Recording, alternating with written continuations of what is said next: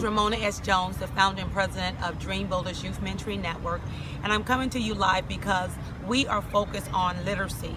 There is a literacy crisis in San Diego County, and yes, I say literacy crisis because 40% of our middle school and high school youth are reading at a 5th grade level. What does that mean? That means that 7th graders and 9th graders are below standards at least 2 years. Wow. And I'm not okay with that. Are you okay with that? No, not at all.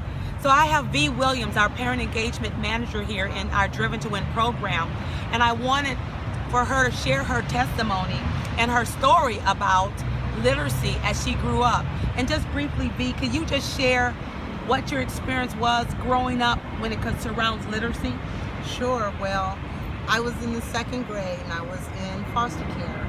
And at that time, I was aware that I just couldn't do the work. I knew that there were letters, I knew that there were words, but I didn't know what they were saying, so I daydreamed. Finally, one day I decided I wanted to do the work, and I wrote off everything on the board the way that it was seen, and I turned it into the teacher saying, hey, I completed my work. They're like, great, now you can answer the questions. I'm like, what questions? I totally had no idea because I didn't know what I was doing. Needless to say, 2nd grade I failed. By the time I graduated from high school here in San Diego at Patrick Henry, I couldn't read. I couldn't tell you the difference between a noun, pronoun. I understood language because my mom spoke proper English in the house. But besides that, I didn't learn how to read till I taught myself at 25 years of age. So seeing that from coast to coast, there's a problem with identifying whether a child has problems, or as you can see, I easily had problems actually getting the help so that I could succeed. So. But you got a high school diploma or certificate. My counselor gave me the impression that he cared about me in high school. And he kept saying, well, you need to get these math credits. You need to get these math credits, just to find out that I had all the math credits I needed. And in the end, during summer school, they're looking at me saying, well, you could have just taken a basic weaving class and graduated and walked.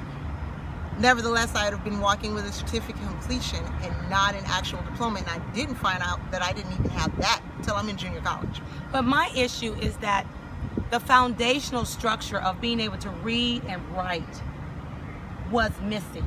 Completely. Yet you progressed through the system, the educational system. Just kind of passed along. So passing along our young people today, especially our African American and Latino kids, is not acceptable.